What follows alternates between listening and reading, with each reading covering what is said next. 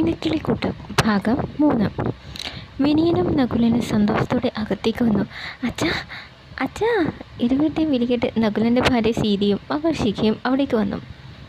എന്താ എന്താ ഇത്ര സന്തോഷിക്കാൻ? സീത ചോദിച്ചു. നകുലൻ അവളെ നോക്കി.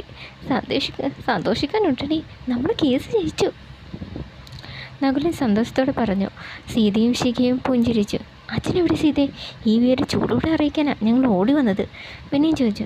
അച്ഛൻ മുകളിലുണ്ട് ഏട്ടാ, സീത പറഞ്ഞു. ഇരുവരും മുകളിലേക്ക് നടക്കാനോട് ഒരുങ്ങവേ പടിയിറങ്ങി 60 പിന്നിട്ടവരിൽ പടിയിറങ്ങി വന്നു.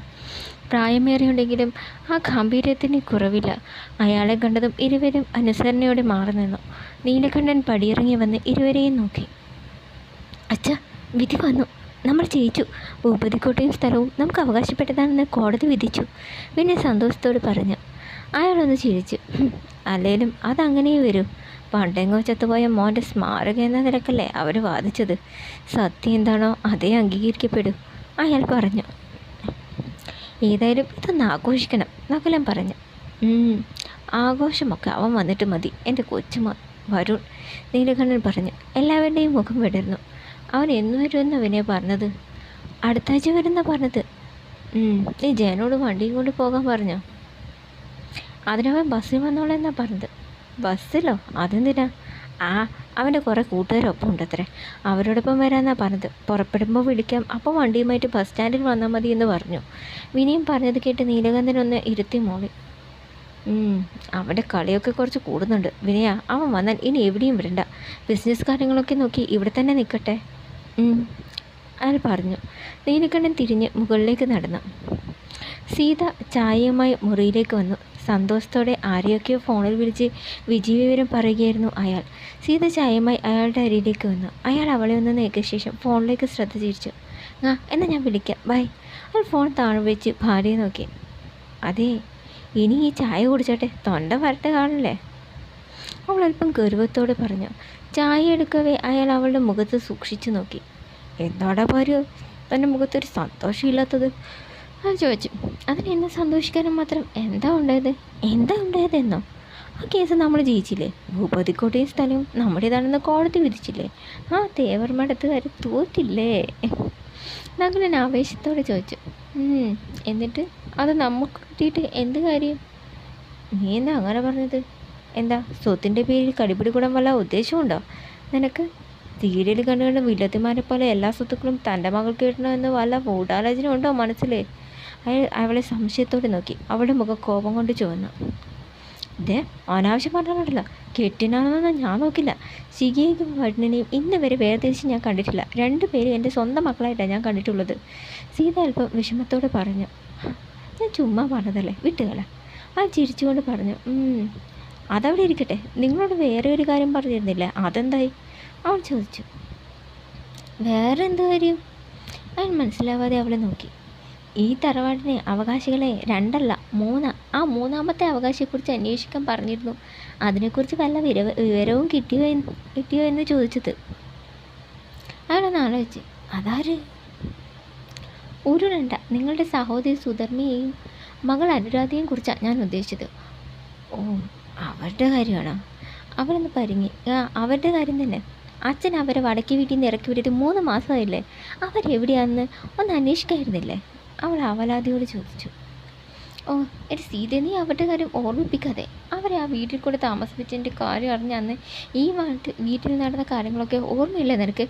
അച്ഛനെന്നെ ജീവനോടെ കത്തിക്കഴിഞ്ഞത് എൻ്റെ ഭാഗ്യം. ഇനി അവരെ അന്വേഷിച്ച് പോയി എന്നുകൂടി അറിഞ്ഞാൽ അച്ഛനെന്നെ നിർത്തി പൊരിക്കും, നകുലൻ പറഞ്ഞത് കേട്ട് സീതയ്ക്ക് ദേഷ്യം വന്നു. നിങ്ങൾ ഒരുപാട് നന്നാവില്ലേ? അന്യല്ലല്ലോ അവൾ, സ്വന്തം കൂടെ പറപ്പല്ലേ. അച്ഛൻ അവളെ ഇറക്കി വിടാൻ പറഞ്ഞപ്പോൾ നിങ്ങൾക്ക് എതിർക്കാൻ വരുന്നില്ലേ? പിന്നെ ആ മുഖത്തേക്കൊന്ന് നോക്കാൻ പോലും ധൈര്യമില്ലാത്ത ആളാണ് എതിർക്കുന്നത്. അമ്മക്കെന്താ വട്ടുണ്ടോ? ശിഖ അവിടേക്ക് വന്നു. എൻ്റെ ഒരു കുറവും കൂടിയേ ഉണ്ടായിരുന്നുള്ളൂ. എടി, അച്ഛനെ ധിക്കരിച്ച് ഒരു കീഴ്ജാതിക്കാരനോടൊപ്പം രാത്രി ഒളിച്ചോടിയുള്ള അവൾ. നാട്ടുകാരുടെ മുന്നിൽ നാണം കെടുത്തി അവളോട് ക്ഷമിക്കാൻ അച്ഛന് സാധിക്കില്ല. അച്ഛനെ ധിക്കരിച്ച് ഞങ്ങൾ മക്കളൊന്നും ചെയ്യില്ല. 2ആളെയും ഒന്ന് നോക്കി നകുലൻ പറഞ്ഞു. എൻ്റെ ദൈവമേ, എന്താണോ ഈ മനുഷ്യന് നേരെ നിവർന്ന് നിൽക്കാനുള്ള ധൈര്യം കിട്ടുക? സീത ക്രോധത്തോടെ കൈ ചുരുട്ടി. അമ്മേ, അച്ഛനോട് ഇത് പറഞ്ഞിട്ട് ഒരു പ്രയോജനമില്ല. എന്ന് വെച്ച് പറയാതിരിക്കാൻ പറ്റുമോ? സുധ തനിച്ചല്ലല്ലോ, പ്രായപൂർത്തിയായ ഒരു പെണ്ണുമില്ലേ. അതോർത്ത് എൻ്റെ ആവലാതി. സീത നെടുവീർപ്പോടെ പറഞ്ഞു. അമ്മ വിഷമിക്കാതിരിക്കെ, എല്ലാറ്റിനും ഉടൻ തന്നെ പരിഹാരം കാണും. മരണേട്ടനൊന്നും വന്നോട്ടെ, എല്ലാവരെയും നിരത്തി നിർത്തി ഒരു ഭൂകമ്പം തന്നെ ഇവിടെ ഉണ്ടാക്കും. അപ്പം അച്ഛനും വലിയച്ഛനും വാ തുറന്നല്ലേ പറ്റൂ, ശിഖ പറഞ്ഞു. സീത നെടുവീർപ്പോടെ തലകുലുക്കി. അവൻ വരട്ടെ, സീതയും അനുകൂലിച്ചു. ക്ലാസ് റൂമിൽ കയ്യടിയും കൂക്കിവിളിയും ഒക്കെയായി വിദ്യാർത്ഥികളെല്ലാം വലിയ ആവേശത്തിലായിരുന്നു. ഒരു കൂട്ടർ വരുൺ വരുൺ എന്ന് വിളിച്ച് കൈയടിക്കുന്നു, ഒരു കൂട്ടർ അനന്തു എന്ന് വിളിച്ച് കൈയടിക്കുന്നു.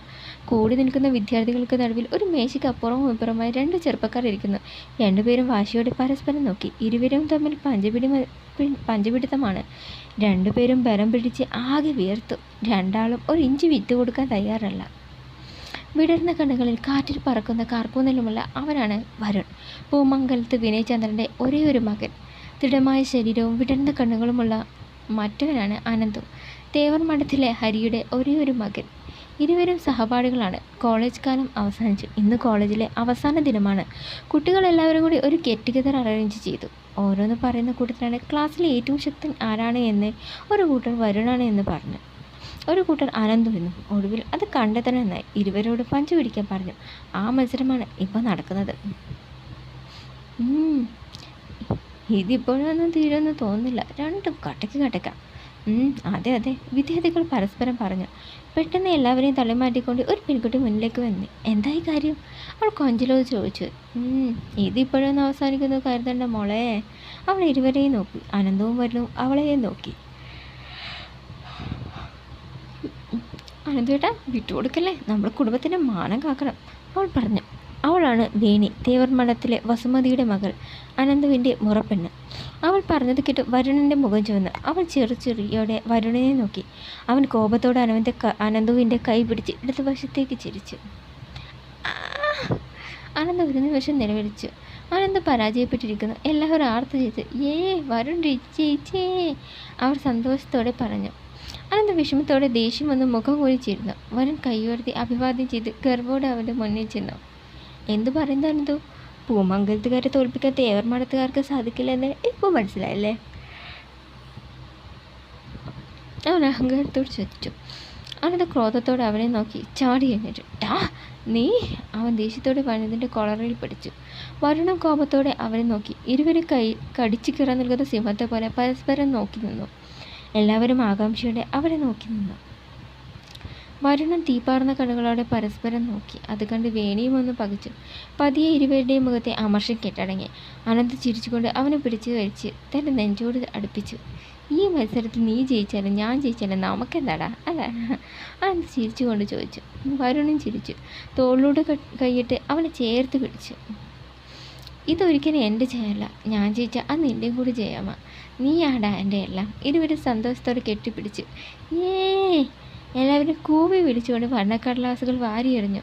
അനന്തവും വരുണും അകന്നു മാറി പരസ്പരം നോക്കി. അപ്പോഴാണ് കൂട്ടത്തിൽ നിന്ന് വലിയാൻ നോക്കുന്ന വേണി ഇരുവരും കണ്ടത്. ഇരുവരും നെറ്റിച്ചുളിച്ചുകൊണ്ട് പരസ്പരം നോക്കി. പിന്നെ തല ഉലുക്കി. അവിടെ നിൽക്കടി. വരുൺ അവളുടെ മുന്നിൽ ചാടി വീണ്. അവളൊന്ന് ഞെട്ടി. എവിടെ പോവാടി? അവൻ ചോദിച്ചു. അവളൊന്ന് തപ്പിത്തടഞ്ഞു. പിന്നെ ഒരു വളിച്ച് ചിരിച്ചുകൊണ്ട് തിരിഞ്ഞാടാൻ നോക്കി. അപ്പോഴേക്കും അനന്ത് അവളുടെ മുന്നിൽ ചാടി. അവൾക്ക് എങ്ങോട്ട് പോകാൻ വയ്യാത്ത അവസ്ഥയിൽ അവൾ നിസ്സഹായതയോടെ അവിടെ നിന്നു. അപ്പോൾ വരുൺ വന്ന് അവളുടെ ചെവിയിൽ പിടിച്ചു. വരുണിട്ട് വീട് എനിക്ക് വേദനിക്കുന്നു, അവൾ കരഞ്ഞുകൊണ്ട് പറഞ്ഞു. എന്താടി നീ പറഞ്ഞത്? തേവർമഠത്തുകാരുടെ മാനം കാക്കണമെന്ന് അല്ലേ? വരുൺ ചോദിച്ചു. അത് പിന്നെ ഞാൻ തേവർമഠത്തിലെ കുട്ടിയല്ലേ, അപ്പോൾ എൻ്റെ തറവാടിന് വേണ്ടിയല്ലേ ഞാൻ പ്രവർത്തിക്കേണ്ടത്? അവൻ നീറ്റിലടക്കി ചോദിച്ചു. എടി, നീ ജനിച്ചു വളർന്നത് തേവർമഠത്തിലായിരിക്കും, എന്നാലേ നീ ജീവിക്കാൻ പോകുന്നത് പൂമംഗലത്ത് നീലകണ്ഠൻ്റെ കൊച്ചുമകൻ വരുൺ വീര്യൻ്റെ ഭാര്യയായിട്ട്. കേട്ടോടി? കേട്ടോന്ന് അവൻ ചോദിച്ചു. കേട്ടു, വിട് എനിക്ക് വേദനിക്കുന്നു, അവൾ പറഞ്ഞു. വരുൺ മതിയുടെ വിട്ടേക്ക്, അനന്ത് പറഞ്ഞു. വരുൺ ചെവിയുടെ പിടിവിട്ടു. അവൻ ചെവി പിടിച്ച് അവനെ രൂക്ഷമായി നോക്കി. എൻ്റെ അനന്ത് പറഞ്ഞതുകൊണ്ട് ഞാൻ വിട്ടിരിക്കുന്നു, വരുൺ പറഞ്ഞു. അനന്ത് ചിരിച്ചു. കുടുംബക്കാരെ കണ്ടാൽ കീരിയും പാമ്പോ, എന്നാൽ ഇവരെ കണ്ടാൽ അത് പറയുമോ? മുസ്തഫ ചോദിച്ചു. അതെ അല്ലടാ, നിങ്ങളുടെ വീട്ടുകാർ തമ്മിൽ ഇത്ര ശത്രുതയായിട്ട് നിങ്ങളെങ്ങനെ ഒറ്റ ചങ്ങാതിമാരായി? രതി സംശയത്തോടെ ചോദിച്ചു. ഇരുവരും അത് കേട്ട് ചിരിച്ചു. പണ്ടെങ്ങും നടന്ന ഒരു സംഭവത്തിൻ്റെ പേരിലാണ് ഞങ്ങളുടെ വീട്ടുകാർ തമ്മിൽ അംഗം വെട്ടുന്നത്. അതൊക്കെ അവരുടെ കാര്യം. ഞങ്ങളെ സംബന്ധിച്ച് ഞാൻ ഇവന് ഒരു ദ്രോഹവും ചെയ്തിട്ടില്ല. അതുകൊണ്ട് തന്നെ ജനിച്ച കുടുംബത്തിൻ്റെ പേരിൽ ആരോടും ശത്രുത വെച്ച് പുലർത്തേണ്ട ആവശ്യമില്ല. നമ്മളെവിടെ ആരുടെ മക്കളായി ജനിക്കണമെന്ന് തീരുമാനിക്കുന്നത് നമ്മളല്ലല്ലോ. വരുൺ ചോദിച്ചു. കുട്ടിക്കാലം മുതലേ ഞങ്ങൾ ഒന്നിച്ചായിരുന്നു. വീട്ടുകാരുടെ വഴക്കിനെയും വക്കാണത്തെയും കുറിച്ച് അറിയുന്നതിന് മുമ്പ് വരെ ഞങ്ങൾ ഇണപിരിയാത്ത കൂട്ടുകാരായിരുന്നു. കുടുംബ വഴക്കിനെക്കുറിച്ച് അറിഞ്ഞപ്പോൾ ഒരു സൗഹൃദം അതിൻ്റെ പേരിൽ ഉപേക്ഷിക്കാൻ തോന്നിയില്ല. ഞങ്ങൾ ജനിച്ചിട്ട് പോലും ഇല്ലാത്ത കാലത്താണ് സംഭവം. അതിൻ്റെ പേര് ഞങ്ങൾ എന്തിനീ സൗഹൃദം വേണ്ടെന്ന് നഷ്ടപ്പെടുത്തണം? അനന്ത് ചോദിച്ചു. അതുകൊണ്ട് ഞങ്ങളിന്ന് ബെസ്റ്റ് ഫ്രണ്ടായി ജീവിക്കുന്നു. ഇരുവരും തോളിലൂടെ കൈയിട്ട് ചേർന്ന് നിന്നു. നല്ല കാര്യം തന്നെ. അല്ല വരുൺ, നിങ്ങളുടെ കല്യാണത്തിന് ഞങ്ങളെ വിളിക്കുമോ? അതോ നിൻ്റെ അപ്പച്ചിമാരെ പോലെ ഒളിച്ചോടാനാണോ ഭാവം? ആശ ചോദിച്ചു. അങ്ങനെ ഒളിച്ചോടാനൊന്നും ഈ വരുണിനെ കിട്ടില്ല. ഞാൻ ഇവിടെ കിട്ടുന്നുണ്ടെങ്കിൽ നല്ല അന്തസ്സായിട്ട് 4 ആളെ വിളിച്ച് കൂട്ടിയേ കിട്ടൂ, വരുൺ പറഞ്ഞു. അല്ല വരുൺ, നിൻ്റെ നാട്ടിൽ വേറെ കാണാൻ കൊള്ളാവുന്ന പെൺപിള്ളേരൊന്നും ഇല്ലായിരുന്നോ? അല്ല, കുടുംബശത്രുവിൻ്റെ മകളെ തന്നെ കയറി പ്രേമിച്ചതുകൊണ്ട് ചോദിച്ചതാ. വീണിയെ ഒളികണ്ണിട്ട് നോക്കിക്കൊണ്ട് നീരജ് ചോദിച്ചു. അത് കേട്ട് അവൾ അവനെ തുറച്ചു നോക്കി. വരുൺ ചിരിച്ചു. എടാ, അതാ ഹീറോയിസം. നീ ഈ സിനിമയൊന്നും കണ്ടിട്ടില്ലേ? ചുറ്റും എത്ര സുന്ദരന്മാർ വട്ടമായിട്ട് പറഞ്ഞാലും ശത്രുവിൻ്റെ പെങ്ങളെയോ മകളെയോ മാത്രമേ അവൻ ഇഷ്ടപ്പെടൂ. അവൾ സുന്ദരി അല്ലെങ്കിൽ കൂടി വീട്ടുകാരോട് യുദ്ധം ചെയ്ത് വില്ലന്മാരൊക്കെ ഇടിച്ച് നിരത്തി സ്നേഹിച്ച പെണ്ണിനെ കൊണ്ട് പറക്കണം, വരുൺ പറഞ്ഞു. വീണ് നാണത്തോടെ മുഖം കുനിച്ചു. ഒരു ഹീറോ. സത്യത്തിൽ നീ ഹീറോ ആക്കുമ്പോൾ വില്ലനാക്കേണ്ടവൻ ഇവനല്ലേ? അല്ലേ അനന്തു? എന്തിന്? വീണ എനിക്കെൻ്റെ സ്വന്തം അനുജത്തിയാണ്. അതുകൊണ്ട് തന്നെ അവളെ ഇവൻ്റെ കയ്യിലേൽപ്പിക്കുന്നതിൽ എനിക്ക് സന്തോഷമുള്ളൂ. ഇവൻ്റെ കരങ്ങളിൽ ഇവൾ സുരക്ഷിതയായിരിക്കുമെന്ന് എനിക്ക് പൂർണ്ണ ബോധ്യമുണ്ട്, അനന്ത് പറഞ്ഞു. അപ്പോൾ വില്ലനാക്കേണ്ടവൻ ഇവിടെ ഹീറോയാ. അപ്പോൾ നിനക്കൊരു നായിക വേണ്ടേ? സരൺ ചോദിച്ചു. അതിനു വേണ്ടി സാധിക ഒരു ആപ്ലിക്കേഷൻ എന്നിട്ട് കുറേ കാലമായല്ലോ. ഇനിയെങ്കിലും നിനക്ക് ആ ആപ്ലിക്കേഷൻ ഒന്ന് പരിഗണിച്ചൂടെ? രജിത ചോദിച്ചു. അനന്ത് മറുപടി പറയാതെ ഒന്ന് ചിരിച്ചു. എനിക്ക് തോന്നുന്നത് ഇവനെ വേറെ ഇവിടെ കണക്ഷനല്ല. പറയടാ, ഇനി നാടൻ വേള ഭയങ്കരം കാത്തിരിക്കുന്നുണ്ടോ? ഗൗരി ചോദിച്ചു. അത് നേരാ. അങ്ങനെ ആരെങ്കിലും ഇവൻ അവിടെ കണ്ടുവച്ചിട്ടുണ്ടോ? വരുൺ അവനെ സൂക്ഷിച്ചു നോക്കി. അങ്ങനെ ആരെങ്കിലും ഉണ്ടെങ്കിൽ ഞാൻ അറിയാതിരിക്കില്ല, വരുൺ പറഞ്ഞു. ഒരു നിമിഷം അനന്തുവിൻ്റെ മുഖത്തെ ചിരിമാഞ്ഞ. അല്ല, സമയം കുറയായല്ലോ. സമീർ സാറിനെ കാണുന്നില്ലല്ലോ കേക്ക് മുറിക്കാൻ, അനന്ത് പറഞ്ഞു.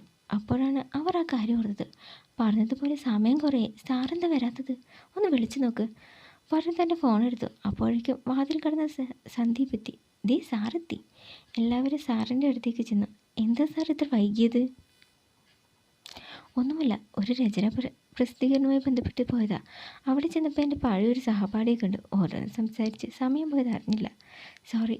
അതൊന്നും സാരമില്ല സാർ. ഇനി ഏതായാലും വൈകിക്കുന്നില്ല, നമുക്ക് പരിപാടി തുടങ്ങാം. എല്ലാവരും കേക്ക് വെച്ച് ടേബിളിന് ചുറ്റും നിന്ന് കൈയടിച്ചു. വരുൺ കത്തിയെടുത്ത് സന്ദീപിന് കൊടുത്തു. അയാൾ കേക്ക് മുറിച്ചു. അതിനുശേഷം എല്ലാവരും ഇരുന്നു. വരുൺ എഴുന്നേറ്റ് എല്ലാവർക്കും അഭിമുഖമായി നിന്നു. പ്രിയ വിദ്യാർത്ഥി സുഹൃത്തുക്കളെ, അധ്യാപകന്മാരെ, ഇന്ന് നമ്മുടെ ജീവിതത്തിൽ മറക്കാനാവാത്ത ഒരു ദിവസമാണ്. ഈ ക്യാമ്പസ് ലോകത്ത് വാനമ്പാടികളെപ്പോലെ നമ്മളെല്ലാവരും ഇത്രയും കാലം പാറി നടന്നു. ആ വസന്തകാലം ഇന്നിവിടെ അവസാനിക്കുന്നു. ഇത്രയും കാലം നമ്മുടെ ജീവിതത്തിൻ്റെ ഭാഗമായി കരുതിയ ഈ ക്യാമ്പസിനോടും ഇവിടുത്തെ അധ്യാപകരോടും വിട പറയണമല്ലോ എന്ന് ഓർക്കുമ്പോൾ ഹൃദയത്തിലെന്തോ വല്ലാത്തൊരു നോവാണ് അനുഭവപ്പെടുന്നത്.